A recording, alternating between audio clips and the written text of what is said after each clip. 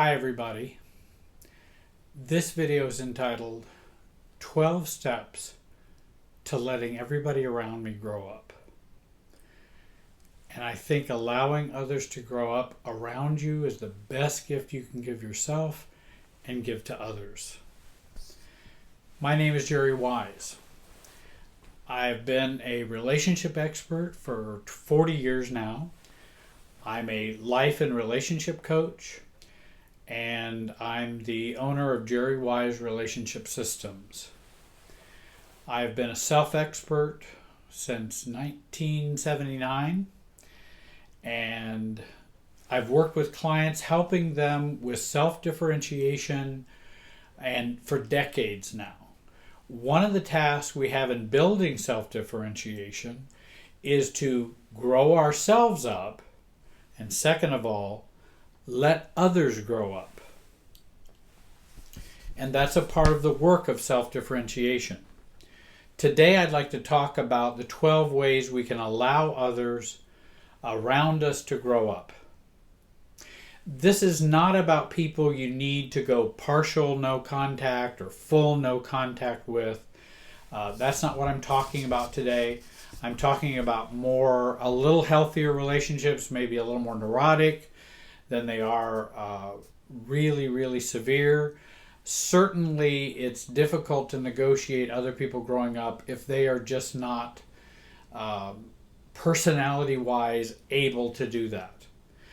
But most people can, and most people will respond to your actions of you allowing others to grow up. The first way that we begin to allow others to grow up: stay connected to others, but do not do more than your part. This is about knowing where you end and where others begin. And we learned this growing up in our family of origin, as to where we end and others begin. If we didn't learn that well, then we can go back and relearn it, and we can relearn it now. Saying no while staying connected, or setting boundaries while staying connected, is not easy for those of us who are adult children or who are in recovery, having grown up in dysfunctional families. The message is, I care about you, which is contact or staying connected, but no, I cannot do that, which is the not doing more than I choose or want or can do. So both of those elements are very important for self-differentiation. Second of all, stop over-functioning. If we attract under-functioners, narcissists, takers, dependents, alcoholics, the immature, the needy, the demanding, we will be in a relationship system which will push us to overfunction. We find ourselves doing 150 or 190% of the relationship or more. We give more than what we want to give, more than what we need to give, leaving them to continue to have a buffer to life's realities and healthy functioning in relationships. I want to quote something from Carl Whitaker, who is a very famous family therapist. And he was talking about he and his clients, but I think it refers to any relationship.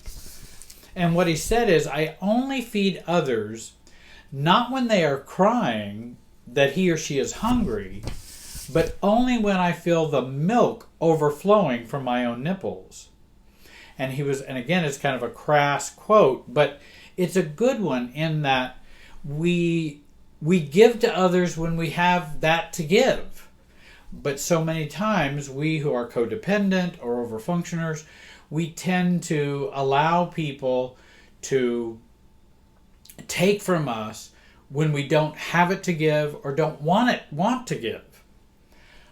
He was referring to the therapist-client relationship, but it applies to all forms of relationships. And I think it's also important to remember that trying to be perfect or a perfect helper is also a form of overfunctioning. Perfectionism is a form of overfunctioning, and it's important that we learn to not overfunction. Thirdly, Stop figuring people out. The process of figuring people out is a form of overfunctioning as well. Now, I'm in the business of figuring people out. We should do this. We should not do this in our relationships. We figure people out because they do not want to do that work. And we're trying to figure them out to help them do that work. Sometimes we might try to figure them out to be more self-differentiated, but so many of the times I think it's to further the overfunctioning that we do that's unhealthy. Figuring people out in our lives is a form of enmeshment. If you're always trying to figure somebody out, you're probably enmeshed. Fourthly, stop over-sympathizing or empathizing. Having and practicing empathy is not good for those who are not well defined, which is probably most of us. According to Edwin Friedman in the book The Myth of the Shiksa, it is important to become more well defined before we practice a lot of empathy. But everybody else practices a lot of empathy before they are well defined. Otherwise, it will result in overfunctioning, codependency, and enabling. Most people I work with lose their own boundaries and defeat self-regulation and self-differentiation. If you oversympathize, begin to practice feeling blocking and emphasize the thinking process when relating to others. So many times people will come into relationships and they will overfeel. And the other person will want you to overfeel so that you will be empathizing and sympathizing. We need to shut that down so that we keep our cognitive process going and block those feelings, because we will end up enmeshing and overfunctioning. So feeling blocking can be a very healthy thing. Does that mean I want you to never feel your feelings? Well, of course not. I want you to feel your feelings at an appropriate time, but not overfeel when it's in the service of overfunctioning or enabling or over-empathizing or sympathizing. That's where we need to stop that. Codependents tend to overfeel with other people, and they need to reel that in and start thinking more rather than feeling more. And I was never told to do that, and I didn't know how to kind of begin to work on that process. I think that's a tip that can be a real help to folks. They don't know that they can block their feelings and should work on blocking their feelings and thinking more when they're talking about over-empathizing. Fifthly, stop the enabling. Enabling is doing for others what they should be doing for themselves. Enabling is taking the consequences or life lessons for others when they should be experiencing them themselves. Often we over-empathize and we enable. We move into a rescuing mode, which then infantilizes or makes into a baby or child or whatever the other. Telling and sending them the message they can't do life on their own for themselves, they are not strong enough, smart enough, grown up enough, and we buy into their learned helplessness. We want to not buy into that learned helplessness. Everybody's got the same tasks in life as I do. I have to deal with the unfairness, I have to deal with the struggles, I have to deal with work, I have to deal with relationships, families. You have to deal with all those things. We all have to. Nobody gets just opt out and go, oh, can't do it, so you need to do it. No, we can say, no, I'm not going to do it. So actually our enabling helps and hurts at the same time. But never forget, enabling hurts. We often have learned to enable from a very young age, and we've gotten that imprinting from our family of origin. And we've learned to do it very young. And we need to root out that imprinting so that that process can begin to stop. 6, focus on my own maturation process, my own self-differentiation process. Look away from others and focus on yourself. Certainly not in a selfish way, but in terms of maturely and maturing yourself, knowing yourself, becoming aware of yourself. We become far too much experts on other people. Begin to become an expert on yourself, not other people. I would recommend reading the book Growing Yourself Up by Jenny Brown. Also, How to Be an Adult by David Richo, R-I-C-H-O. Learn the lessons of self-differentiation in family systems. I have other videos, 150 videos out there that are free that you can take a look at, and check out self-differentiation. Learn more about that and how it works. When we are immature, we tend to focus on our neediness and fears and on others' problems, issues, and immaturity. And we need to get focused on our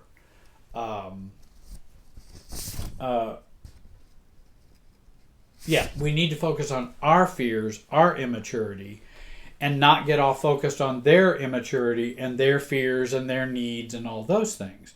We'll be much more effective as people and actually be able to really help in a much more mature way. 7, stop the one-sided relationships. If we have a spouse, this is more difficult because we are intertwined in many ways. Relationships should not be a combination of a giver and a taker. Others become more toxic or abusive, and we tend to become more nice or more accommodating, and we balance it out that way. One-sided relationships are the result of our fear of abandonment, low self-esteem, fear of rejection, worthlessness, shame, maybe some other feelings as well, and we are looking for love and acceptance from others, particularly others who are immature, no matter what the cost to us. And that's where it becomes a real problem. We choose relationships that fit our level of self-differentiation or our low self-esteem or fit our fear of abandonment. Those are the people we will choose who will raise those issues for us and tell us we need to work on them. Heal your self-esteem and you will heal your relationship choices and how you play your role in relationships. And remember, one-sided relationships are a role, over-functioning is a role, and we want to get out of those roles. Enabling's a role. We want to get to being a true self, not just a role. Or we'll play the roles that we played in our family of origin. 8, stop our illusions, naivety, and fantasy thinking and feeling. We believe we can change others. Fantasy, naivety. We believe that we can make our parents be who we want them to be. Or we will fantasize about, if they'll only be the parents we always wanted. That's illusory. That's naivety. We believe that if I only work harder, then this good will come of that. If I only do better, if I only love more, if I'm more perfect, if I become more Christian, whatever the if I become more is, I will change my spouse. I will change my friends. I will change the boss. No, those are illusions. Those are naivety. And we need to root out the naivety within us. We'll be much stronger and more effective people if we do that. So we have to find out what our naivety is. And learning about your own naivety, illusions, and fantasies are a good way to begin to grow up. We continue to believe that I have self-worth when everything points to the fact I don't have self-worth, and then I refuse to work on it. That's an illusion. That's a distorted thinking. That's denial. Our unresolved family of origin issues make us naive and immature because that's the system we've grown up in, and it's still inside of us. There is work we can do to get that system out of us so that we become ourselves rather than me and all my family going on within me in an unconscious way. To allow others to grow up, we must first deal with our illusions, naivety, and fantasy thinking. You might consider reading some books by Sheldon Kopp. I think he has some good books out there. You might take a look at that author. 9, step down so they can step up. Use the underfunctioning leverage for them to step up. Become more helpless. Intentionally try to underfunction. Become more mediocre. This places the leverage, pressure, systemic power, and pinging on the other to step up or not. Now, they may not do that, but at least the pressure's on them to grow up. If they don't choose to, then you need to start dealing with your illusions and beliefs about the other, because you have some illusions or beliefs about them that, they can change. The best way to find out is you step down and see if they step up. If they're not going to step up, that tells you something very important, which you may not want to know and you may not want to hear.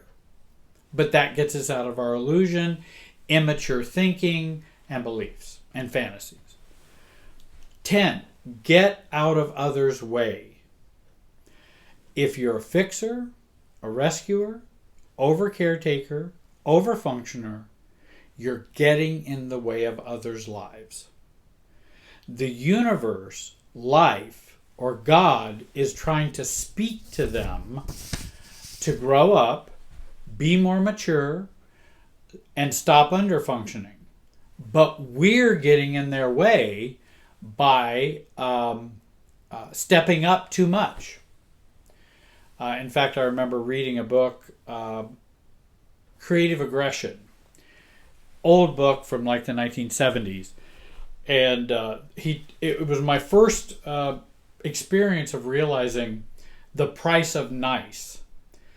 Being nice can really do a lot of damage to a lot of people, including yourself. Now, do I believe in not being a nice person? No. Excuse me. I want to be a nice person.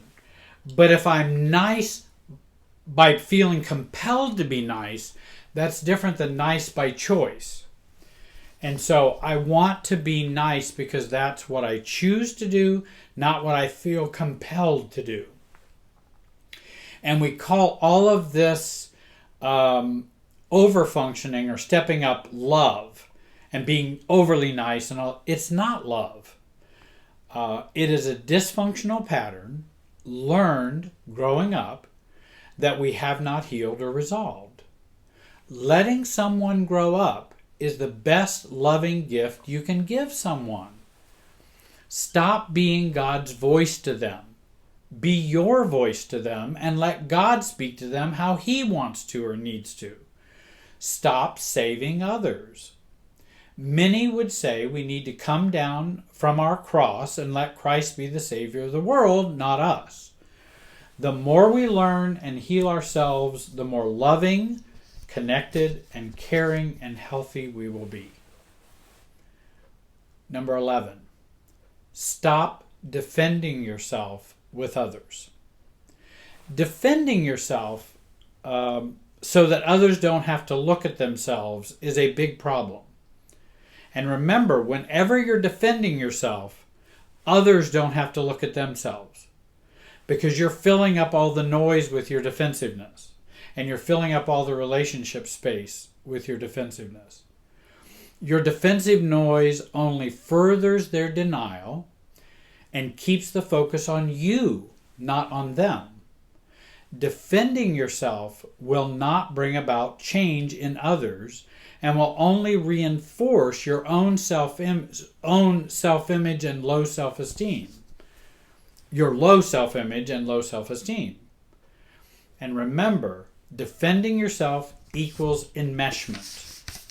That's a good indicator of enmeshment if we're defending ourselves. So whenever somebody comes and they're defending themselves, I'm going, gosh, you guys are enmeshed. We need to work on that. Let's see if I have the right page here. Do anything but defend yourself with those who do not want to grow up. Just behave with boundaries, maturely. Say nothing that indicates self-doubt. You may feel self-doubt, you may feel fear, but that doesn't mean you have to say anything that indicates that. Because more talking, more defensiveness, more explaining, more trying to make them understand will only stress you out more and not accomplish your goal with the immature around you who don't want to grow up.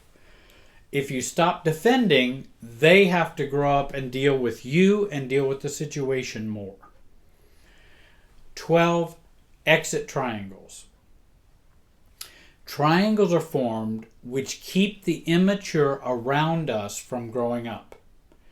If you told the other time and time again something you want them to do or know or understand, then you go to a third party to have them go communicate these things to your other partner, spouse, friend.